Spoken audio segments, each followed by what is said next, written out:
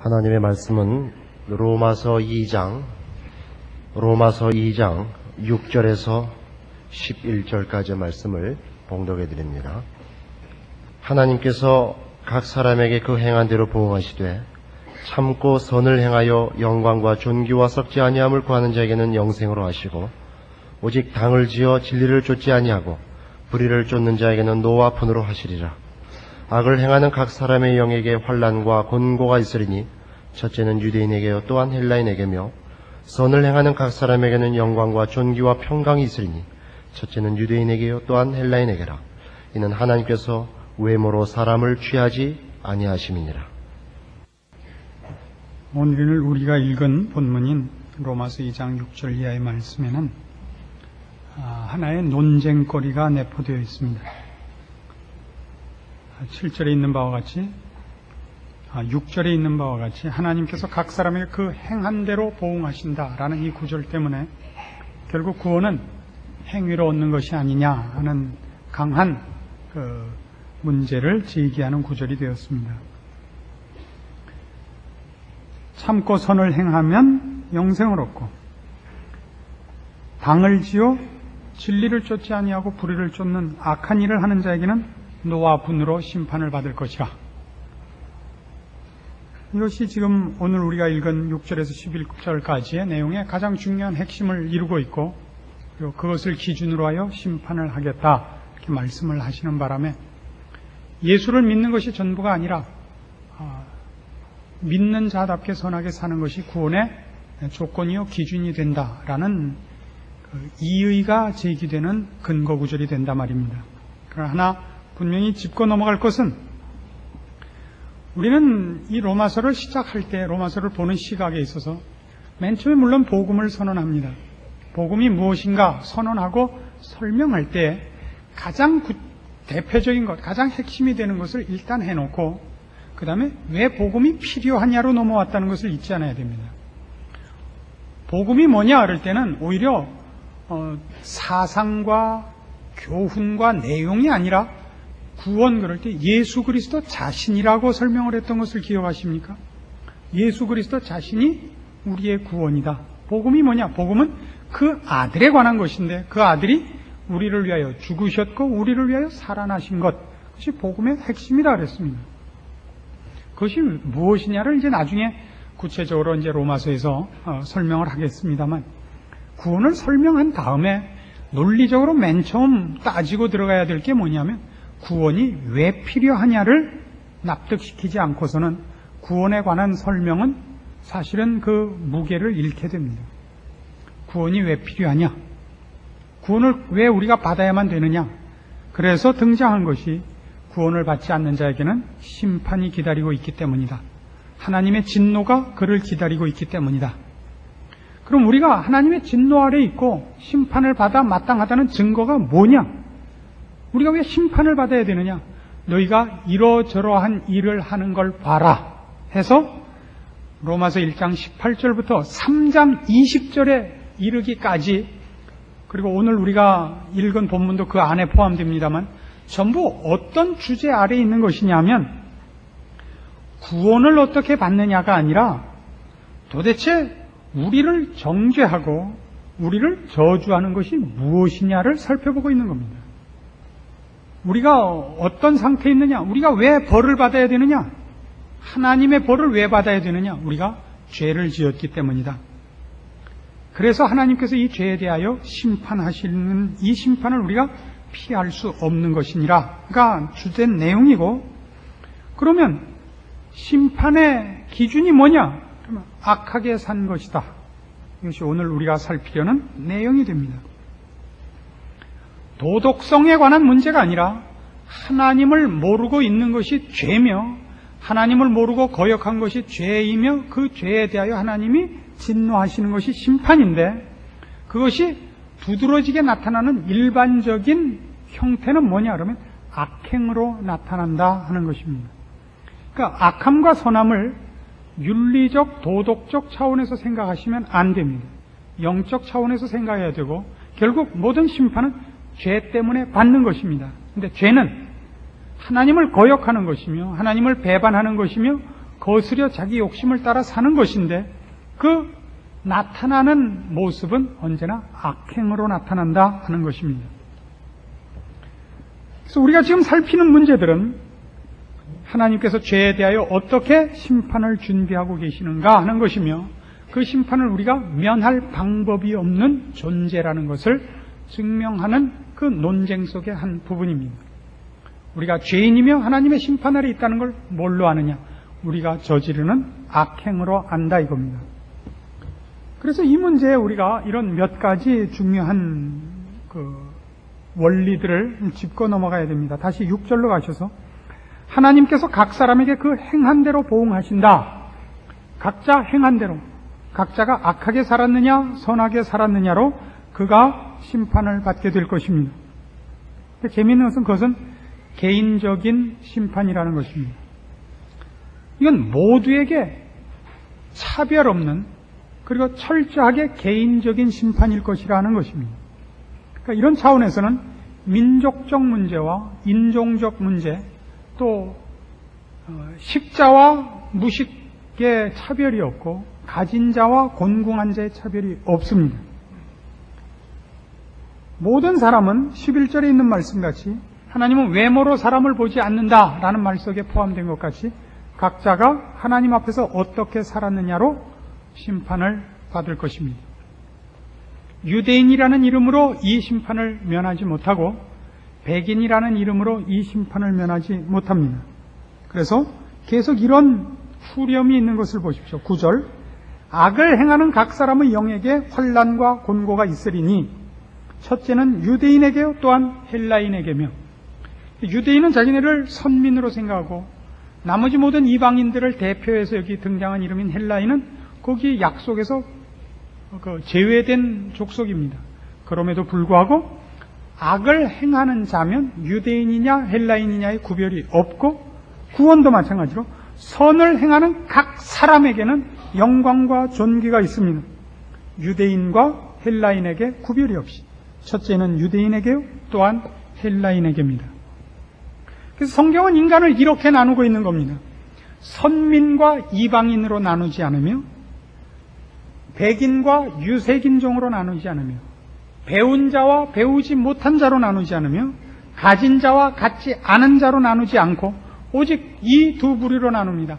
선한 자와 악한 자. 이 두 부류로 나눕니다. 인간은 그런데 다 어디에 속했다는 겁니까? 악한 자에게 속했다는 것입니다. 그래서 우리가 모두 심판을 받기에 싸다, 심판을 받아 마땅하다 하는 것이 지금 여기 로마서 1장 18절에서 3장 20절에 이르는 동안의 주제요, 중요한 내용의 흐름인 것입니다. 근데 아까도 말씀드린 바와 같이 이 문제는 악행을 행했느냐 선행을 행했느냐는 도덕적 윤리적 차원에서의 선과 악의 구별이 아닙니다. 즉 권선징악을 얘기하는 것이 아니고 이렇게 교훈적이고 사상적이고 개념적인 싸움이 아니고 하나님과의 관계에 의한 하나의 나타난 형태를 얘기합니다.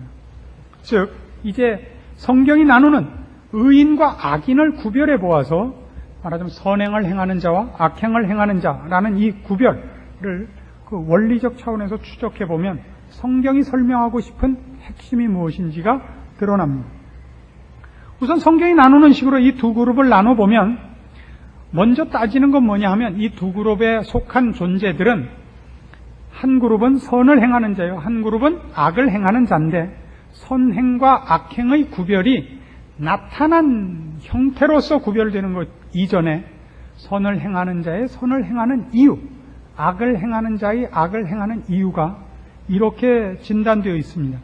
저들이 하나님과 어떤 관계를 가지는가, 그리고 저들의 삶의 자세, 방향, 원리가 무엇인가.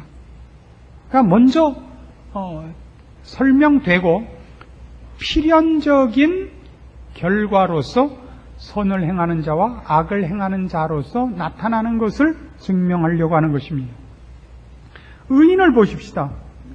7절에 보시는 바와 같이 참고 선을 행하여 영광과 존귀와 썩지 아니함을 구하는 자라고 되어 있습니다. 선을 행한다 이렇게만 생각하지 마시고 이 선이 도덕적 윤리적 차원이 아닌 것이 그 뒤에 있는 말 영광과 존귀와 썩지 아니함이라는 말 속에 있습니다. 영광과 존귀 이것만으로는 분명치 않죠. 세상 사람들도 영광을 구하고 존귀를 구하고 여러분들도 그래서 여러분 자녀들을 좋은 학교 보내려고 기를 쓰는 것입니다.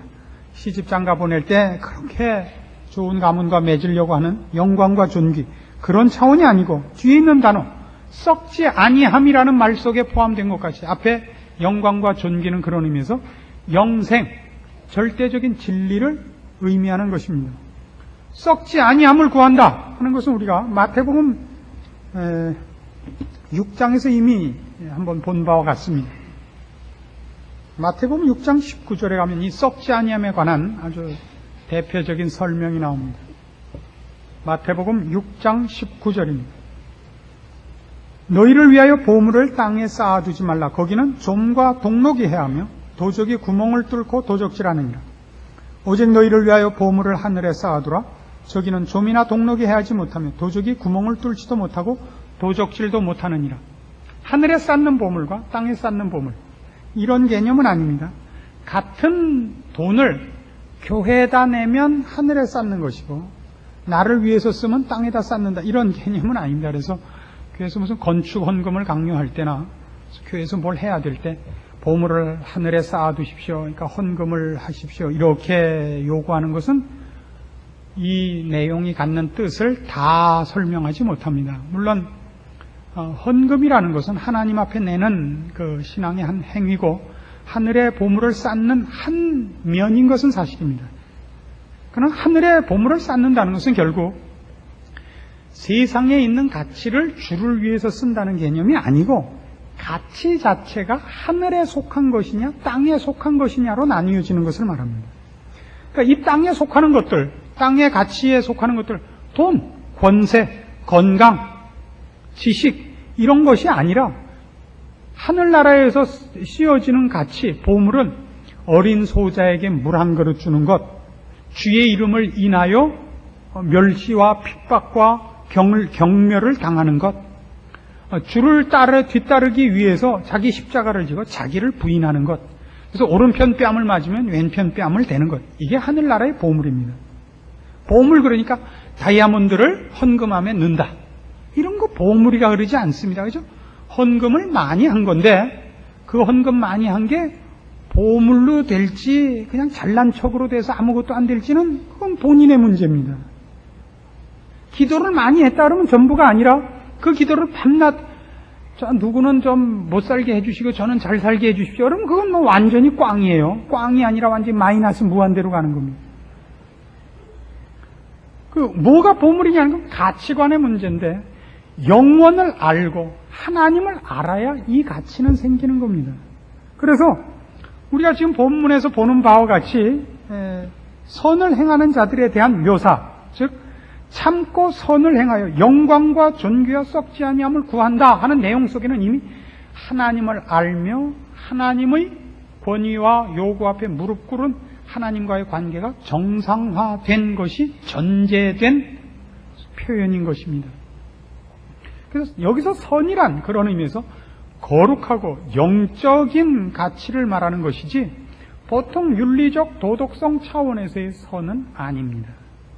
그러나 하여튼 그래도 좋습니다. 그 선은 윤리적 도덕성을 배제하고 있는 것이 아니라 이 거룩하고 영적인 선은 윤리성과 도덕성을 내포하고 있게 되어 있어서 포함하고 있게 되어 있어서 신자로서 신앙이 좋은 사람은 도덕성, 윤리성에서도 언제나 합격점 이상을 받는데 그 이상이죠. 그 이상이죠. 오른편 뺨을 맞고 가만히 있는 것이 아니라 그걸로 참는 것이 아니라 왼편 뺨을 내놓는 사람인 것입니다. 어떤 농부가 중국에 있었던 일입니다만은 처음 예수를 믿고 이 오른편 왼편 싸움 이걸 어떻게 실천해야 되는지를 모르고 있다가 하루는 동네에 좀 가물기 시작을 했는데 이런 비탈진 산에 논농사를 계단식으로 이렇게 짓게 되었는데요. 자기 논이 위에 있고 이웃집에 예수 안 믿는 사람 논이 밑에 있었습니다. 물을 퍼다가 넣고 이제 밑으로 내려가지 않게 물골을 막아놓고 물을 길어다 그걸 하루 종일 그 물을 길어다 자기 논에 채웠는데 자고 아침에 나가보니까 물이 하나도 없더래요. 보니까 이 아랫논을 가진 주인이, 그 안 믿는 이웃집 주인이 물꼬를 탁 떠놓은 거예요. 그러니까 물을 앞만 갖다 보도 밤에 잘 때 물꼬를 탁 트면 다 아랫논에 들어가는 거예요. 이런 세상에 억울할 일이 어디 있어요. 남 나가서 물 퍼다 날리는 동안 자기는 집에서 아편 빨고 마작하고 있다가 놀고 있다가 밤에 자러 들어가면 싹 와서 물꼬만 트면 되니. 이 사람이 어떻게 할까 고민을 하다가 그 다음에 방법을 하나 배웠습니다. 그 다음 날은 아랫논에 먼저 물을 다 채우고 자기 논에 물을 채웠대요. 근데 이제 물꼬를 안 뜨더래요. 그 사람이 항복을 해서 당신 어쩌면 일을 그렇게 할 수 있는가 이렇게 묻더라 그럽니다. 대단한 실력이죠. 이게 선행입니다. 내가 위에 물을 채웠는데 아랫논에 있는 사람이 물꼬를 밤마다 와서 열어서 물 빼간 거를 그냥 화 안 내고 또 열심히 내 물만 채우는 정도가 아니라 그 사람 논에 물을 채우고 나서 내 논에 물을 채운, 여기가 신자들의 선행입니다. 거긴 당연히 윤리적 도덕적 차원의 사랑은, 선행은 포함되고 넘치는 것이죠. 이 선행을 얘기하는 것입니다. 그리고 그 선행을 도덕적 윤리적 차원과 사회적 이 차원을 벗어나서 영적인 것이 어디에 증명되냐면 참고 선을 행한다는 데 있습니다. 그게 삶의 자세가 하나님과 이제 화목되고 하나님 안에서 그의 삶의 존재를 제대로 인식함으로써 그는 이 세상을 나그네로 살고 영원을 추구하는 자로 삽니다. 그래서 이 세상과 자꾸 반대되고 충돌되는 겁니다. 그의 삶이 평탄치 않습니다. 세상이 그를 놔두질 않아요. 그를 넘어뜨리려고 하고 그가 정직히 살고 성실히 사는 것을 방해합니다. 환난과 고통이 있습니다. 그래서 참고 선을 행한다는 말을 쓰는 겁니다. 참고. 우리말엔 빠져 있습니다만 참고 인내하면서 라고 해야 그 본문이 제대로 이해되는 겁니다. 참고 인내하면서. 참고 있다고 해서 보상이 곧 오질 않습니다. 그 참음을, 그 고난을 참을 뿐만 아니라 그러면도 그 참는 것을 지속적으로 해요. 한 번만 하고 마는 것이 아니라 지속적으로 그의 영원한 싸움, 생명과 진리의 싸움을, 세상이 그를 거스리고 반대하는 일을 참고 인내하면서 그 일을 계속해 나가는 것을 말합니다. 그러나 악인은 그렇지 않습니다. 악을 행하는 자, 8절.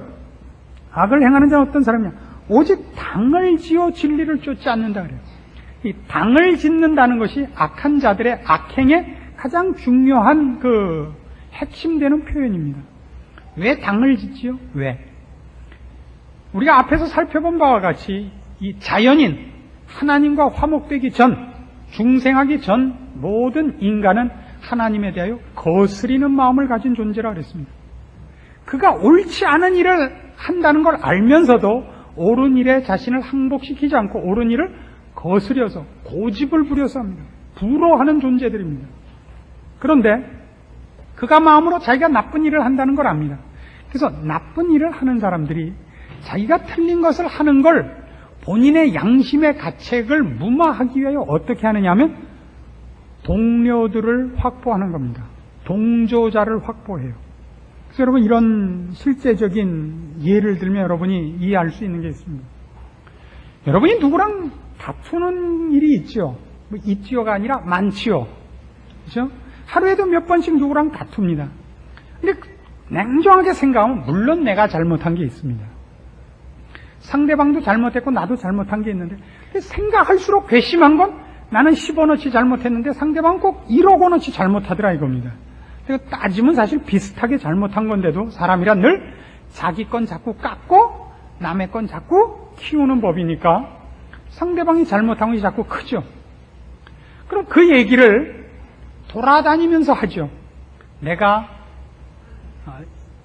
상대방에게 이렇게 잠깐 잘못을 했더니 상대방이 어떻게 나에게 못되게 굴었는가를 얘기를 해요. 왜요? 내가 잘못한 것을 무마하고 상대방이 틀린 것을 자꾸 확인을 해서 복수를 해야겠는데 복수하는 것이 틀린 것이요 그걸 냉정하게 평가하면 잘못이 반반이라는 것을 본인이 알고 있거든요. 알고 있는 상태로 못하겠으니까 내 편을 만들어서 힘을 키워야 돼요. 악한 일을 하기 위해서. 그래서 동조자를 모을 때는 어떻게 얘기를 하냐면 자꾸 그 원래 있었던 사건을 자기에게 유리하게 바꿔나가야죠. 그래서 처음에는 이렇게 저렇게 내가 실수해서 커피를 그 사람 무릎에 쏟았다. 그랬더니 펄떡 일어나더니 아니 뭐하고 있다가 이러세요. 원래는 사건은 그게 전부예요. 그래서 내가 사과를 하고 아니 잘못했습니다. 그랬더니 아니 잘못했다 그러면 다예요. 이거 뭐 어떻게 이거 다 엎질러 놨으니 이렇게 하고 어딜 가요. 그러고 신경질을 내고 팍 가더라. 여기까지가 다였는데 이제 그 얘기를 하면 아니 그렇지 어디 가려고 옷 입고 나온 사람 무릎에다 커피를 다 엎질렀으니 화내게 됐지. 이렇게밖에 동조를 안 하니까 그 다음에 뭐라고 하기 시작하면 아니 그랬더니 눈가를 동그랗게 뜨고 째려 한 30분이나 째려보더니 가더라 이거야. 그게 사실 없었던 얘기거든요. 그랬더니 누가 그 얘기를 듣고 아유 나 같으면 30분이 아니라 1시간이라도 째려봤겠다 그런단 말이에요. 그러니까 이번에 아니 째려보면서 그냥 금방이라도 집어삼킬 것 같이 그러더라. 자꾸 확대되죠. 뭘 하려고 그래요? 이 당을 짓는다는 얘기 속에 자기가 틀린 일을 알면서도 고집을 부리기 위하여 동조자를 모은다는 내용이 포함되어 있는 겁니다. 잘 생각해 보세요. 동조자를 불러 모으는 일을 왜 하게 되죠? 틀린 줄 알면서도 틀린 일을 고집을 부리려고 할 때 우린 동조자를 불러 모으는 겁니다. 여기서 바로 당을 짓는다는 얘기가 나와요. 당을 짓는다. 그러니까 저들의 악행은 도덕적, 윤리적 차원에서의 선악의 기준에서의 악행이 아니라 하나님을 거스려 못할 짓을 하는 일을 힘을 내요. 의지적으로 거스려서 하는 행위를 이렇게 말하고 있는 겁니다. 그러니까 저들의 악행은 근본적으로 하나님과의 관계에서의 거스리는 마음보를 갖고 있는 일에 나타난 결과에 불과한 것입니다. 그래서 이 당을 지어서 뭘 하느냐 하면 진리를 쫓지 않고 불의를 쫓는다 그렇게 되어 있습니다. 에베소서 2장에 가시면 이 문제가 아주 잘 확대되어 설명되어 있습니다. 에베소서 2장 2절입니다. 그때 너희가 그 가운데서 행하여 이 세상 풍속을 쫓고 공중의 권세 잡은 자를 따랐으니 곧 지금 불순종의 아들들 가운데서 역사하는 영이라. 전에는 우리도 다 그 가운데서 우리 육체의 욕심을 따라 지내며 육체와 마음에 원하는 것을 하여 다른 이들과 같이 본질상 진노의 자녀였다 그래요. 그때가 언제냐면 죽었던 때, 하나님을 몰랐던 때, 중생하기 전에 모든 자연인은 어떤 사람으로 살았냐면 불순종의 아들들을 쫓아서 살았습니다. 진리를 쫓지 않고 불의를 쫓습니다. 진리에 대하여 불순종합니다. 그 불의에 대하여 순종하는데 그 불의에 대하여 순종하는 걸 뭐라냐면 육체의 욕심을 따라 육체와 마음에 원하는 것을 합니다. 다 자기 멋대로 해요. 자기 멋대로. 그 자기 멋대로 한 것이 결국 뭘로 나타나느냐 할 때 악행으로 나타나는 것입니다. 그러니까 악행은 자기 멋대로 한 것이요. 자기 멋대로 했다는 건 무엇을 뜻하느냐면 진리를 쫓지 않고 불순종하여 진리에 불순종하여 자기 육체대로 쫓아간 불의를 쫓아간 일의 결과거든요. 진리를 쫓지 않은 것이 뭐죠? 당을 지어 하나님께서 우리에게 주신 양심과 무엇이 옳으냐를 아는 것을 길을 쓰고 반대해서 자기 욕심껏 하고 싶은 대로 살아서 만들어낸 것, 그게 결과적으로 드러난 것이 악행인 것입니다. 그게 뭐냐? 갈라디아서 5장에 가시면 그 악행의 제목들이 이렇게 나열되어 있습니다. 갈라디아서 5장 19절입니다. 신약성경 308페이지입니다. 갈라디아서 5장 19절 육체의 일은 현저하니 곧 음행과 더러운 것과 호색과 우상 숭배와 술수와 원수를 맺는 것과 분쟁과 시기와 분냄과 당짓는 것과 불리함과 이단과 투기와 술취함과 방탕함과 또 그와 같은 것들이라. 여러분 여기에 있는 것 중에 다른 것들은 여러분이 죄인 줄 늘 아실 테니까 별로 문제가 안 됩니다만 이 시기, 분냄, 원수 맺는 것 이건 굉장히 조심하십시오. 이건 다 어떤 것들이냐면 상대방의 마음을 긁는 행위들로 인하여 생기는 것들입니다. 남의 마음을 긁게 되는 원인이기도 하고 긁어서 생기는 것입니다. 원수를 맺게 되죠. 우리는 죄라 그러면 살인, 강도, 도둑질 이런 것은 분명히 죄인 줄 압니다. 우상숭배 이런 건 죄인 줄 압니다. 그러나 여기 있는 이 술수, 원수 맺는 것, 분쟁, 시기, 분냄, 당짓는 것과 불리함 이런 것들은 어떤 죄인지 잘 모르는 경향이 있습니다. 말하자면 말로 실수하지 마시고 그 말은 마음으로 가진 시기심, 그 악한 마음에서 나온 것인데요. 그 말로 실수를 하지 마십시오.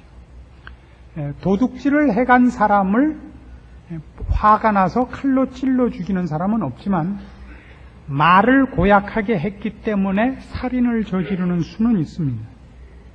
그러니까 어느 쪽이 훨씬 큰 죄악의 형태냐 그러면 말 잘못하는 건데요. 말이란 꼭 입으로만 하는 것이 아닙니다. 눈의 표정을 어떻게 잡느냐는 것 대단히 중요한 겁니다. 그렇죠? 어떤 일이 생겼을 때 어떤 쌀쌀맞은 표정, 어떤 경멸의 표정을 짓느냐는 건 말로 하는 것 이상으로 상대방의 마음에 상처를 주고 그 사람 마음에 칼을 잡게 합니다. 조심하십시오. 참으로 조심하셔야 됩니다. 이런 것들이 바로 악행입니다. 이 악행은 왜 생기느냐 하면 하나님으로부터 우리가 은혜를 입었고 구원을 얻을 수밖에 없고 그렇지 않으면 죽을 수밖에 없는 존재라는 것이 확인되지 않으면 생깁니다. 은혜를 입지 않은 자는 남을 용서하지 못하며 사랑을 받지 않은 자는 남을 사랑하지 못합니다. 자기가 떳떳한 존재라고 생각하는 자는 그렇지 못한 자들을 자꾸 흉보며 심판하게 되어 있습니다. 모든 악행은 결국 하나님이 계시는 것을 모르기 때문에 그 앞에서 자기의 행위를 돌아보지 않는 두려움이 없기 때문이며 또 자기가 자기의 주인이 되어서 그렇지 못한 사람들에 대하여 자기가 심판권을 갖고 있다는 데서부터 이 감히 심판권을 행사하기 때문에 생기는 것들, 이것이 악행입니다. 이것을 그래서 지금 본 갈라디아서 5장 21절 하반절에 이렇게 얘기합니다. 전에 너희에게 경계한 것 같이 경계하느니 이런 일을 하는 자들은 하나님의 나라를 유업으로 받지 못할 것이다. 악행으로 인하여 천국을 못 들어가는 것이 아니라 그 악행이 근거가 무엇이냐를 얘기하는 것입니다. 하나님을 모르면, 그래서 그 영혼이 중생하지 못하면 인간은 악한 일밖에 할 수 없습니다. 악한 것밖에 욕심을 낼 수 없고 악한 일밖에 할 줄 아는 재주가 없습니다. 기껏 잘해도 악한 일입니다. 그래서 불신자들의 선행은 그것이 자기 치장입니다. 주님께서 우리를 위하여 지신 십자가 같은 그 사랑이 되지 못합니다. 나를 죽여서 남을 유익하게 하는 십자가의 죽음은 아닙니다.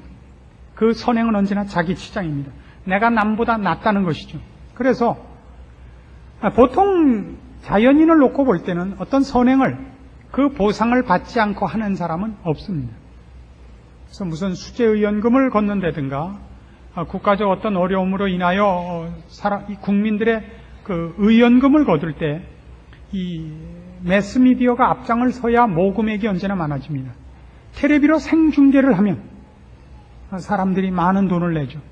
신문지상에 이름이 크게 나야 많은 사람들이 합니다. 이런 질문을 하고 싶죠. 안 그런 사람도 있죠. 무명으로. 그 사람은 그거예요. 난 무명으로 냈다 이거예요. 그의 무명은 절대 겸손이 아닙니다. 인간은 자기를 위하여 존재하고 자기가 없으면 아무 존재도 필요 없다는 사상 속에 있습니다. 하나님을 모르면 그는 심판과 상급에 대하여 생각이 있을 수 없고 짧은 인생 동안 자기 멋대로 살자는 생각에서 벗어날 수가 없습니다. 그건 악한 것입니다. 우리가 실제로 경험하는 것이고 우리 스스로도 저지른 잘못 중에 하나입니다. 그 악한 것은 벌받아 싼 겁니다. 나의 유익을 위하여 남을 손에 끼치는 일을 우리가 거침없이 자행하고 있습니다. 남을 욕할 뿐만 아니라 우리가 그 일을 합니다. 그래서 지금 우리가 본 이 모든 본문들은 성경이 인간이 어떻게 벌받아 마땅한가를 증명하는 것이고, 거기에 대하여 우리가 핑계댈 수 있는 사람이 없습니다. 내 자식 하나 잘되게 하기 위하여 남의 자식을 끌어내는 일을 합니다. 우리가 돈 주고 우리 자식을 학교를 붙이면 거기에 정당하게 들어갈 사람을 빼야 우리가 우리 아들을 넣을 수 있다는 것을 생각지 못합니다. 그렇죠? 우리 자식이 잘되게 하기 위해서 어디 좋은 데를 보내면 그것이 남과 함께 사는 일에 내 자식을 보낸 적이 없고, 남이 가질 자리를 내 자식을 더 준비시켜서 뺏게 하는 것으로 밖에는 우리는 아직 자식을 위할 줄도 모르며 자기를 위할 줄도 모릅니다. 우린 같이 사는 법을 모르고 어떻게 서로가 서로에게 유익한 존재가 되기 위하여 자기가 양보해야 되는가를 알지 못합니다. 우린 모두 모릅니다. 못합니다. 신자만이 합니다. 그래서 우린 다른 자입니다. 우린 참고 선을 행하여 영광과 존귀와 썩지 아니함을 구하는 자고, 저 자연인들, 그리스도 예수 안에서 거듭나지 못한 일반인들은 당을 지어 진리를 쫓지 않고 불의를 쫓을 수밖에 없으며 자기 욕심을 따라 살 수밖에 없습니다. 그래서 일반적으로 하는 얘기, 오늘 우리가 본 이 로마서에서의 얘기, 인간이란 일반적으로 어떤 존재였느냐? 하나님께서 구원을 베풀지 않았다면 마땅히 심판을 받을 수밖에 없는 존재가 아니냐라는 말 속에 우리가 항복할 수밖에 없는 것입니다. 이것이 항복되지 않으면 십자가는 설 자리가 없습니다. 그래서 여러분은 믿는 자이기 때문에 이렇게 얘기할 수 있습니다. 여러분이 십자가를 자랑하는 것이 그 전에 있었던 얘기, 십자가가 없었다면 내가 하나님 앞에 진노와 분노 속에서 영원한 형벌을 받아 마땅한 존재였구나, 큰일 날 뻔했구나가 확인되느냐 하는 것입니다. 그래서 신자는 이 구원이 하나님의 저주라는 전제 하에서 이제 얻어진 구원임을 알지 못하면 그 구원이 감격스럽지 않습니다. 구원이 그냥 돈 내고 얻은 극장표에 불과하면 이제부터 영화 재미있는 거 해라, 그리고 영화 재미없으면 전부 발을 구르면서 돈 물어내라, 돈 물어내라, 그 소리밖에 안 하게 되는 겁니다. 신자들을 만나서 당황하는 것이 뭐냐면, 여러분들이 확보하고 있는 이 구원에 관한 약속, 취소될 수 없는 영원한 여러분의 그 영광스러운 나라에서의 여러분의 지위가 그 이후에 무엇으로도 비교할 수 없는 복된 특권이요, 허락된 운명이요, 약속된 복임에도 불구하고 이거를 값없이 치고 예수 믿었는데도 하나님이 그 다음에 해주는 거 하나도 없더라. 복권을 사도 당첨되는 게 없고, 내가 500원짜리라도 하나 당첨됐으면 내 말을 안 한다. 무슨 급한 일이 있어서 나가서 택시 잡을 때 기도를 골백 번 해도 택시 한번 제대로 잡히는 적이 없더라 부터 시작해서 온갖 불평을 늘어놓는 이유가 여기에 있는 것입니다. 인간이 직면한 참으로 참혹한 운명 앞에서 이제 삶의 길을 얻게 됐고, 그치, 우리로서가 아니라 하나님으로부터 그의 크신 은혜로 말미암아 십자가의 죽음으로 구원을 얻어 이 복된 자리에 들어왔다는 것을 감사할 줄 모르게 된 이유인 것입니다. 세상 사람과 내가 무엇이 다른가를 구별해내지 못하기 때문에 우리가 가진 특권들을 감사치 못하고 쓸데없는 것을 구하러 다닙니다. 쓸데없는 것을. 이 감사를 여러분이 놓치지 마시고 세상 사람들을 불쌍히 여길 수 있어야 되고, 그리고 이런 어리석은 생각들이 우리 안에 본성으로 있는 옛 성품으로 남아있는 것을 분명히 직시하셔서 참고 선을 행하는 사람으로 부름받았고, 그 일이 가능한 사람으로 하나님의 자녀로 부름받은 것을 기뻐하셔서 신자다운 길을 걷는 여러분이 다 되시기를 원합니다. 기도하십시다. 하나님 아버지 은혜를 감사합니다. 우리의 못난 것을 주께서 개의치 아니하시고, 우리의 미련한 것과 어리석은 대로 갚지 아니하시고, 아버지의 사랑과 긍휼과 자비로 예수 그리스도의 십자가 안에서 우리를 구원하시고 새 생명 주사 우리로 이제 복받게 하시고 하늘나라의 시민 되게 하신 것 감사합니다.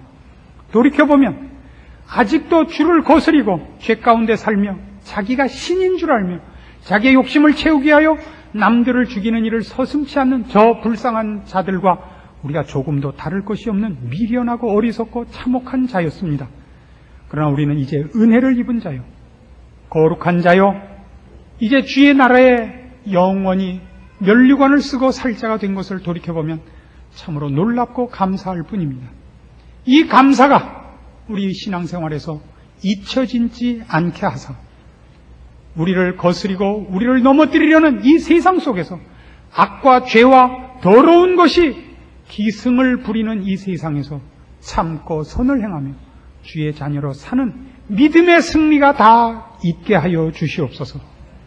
열심히 신자답게 살게 하시고, 그리고 저 눈 감고 모르고 귀 막고 사는 불쌍한 이들을 위하여 참으로 주님의 마음으로 저들을 위하여 기도하며 온유하며 겸손하며 은혜와 사랑을 나누기에 부족함이 없는 십자가를 진 신자의 복된 책임을 감수하는 열심도 허락하여 주시옵소서. 예수님의 이름으로 기도합니다. 아멘.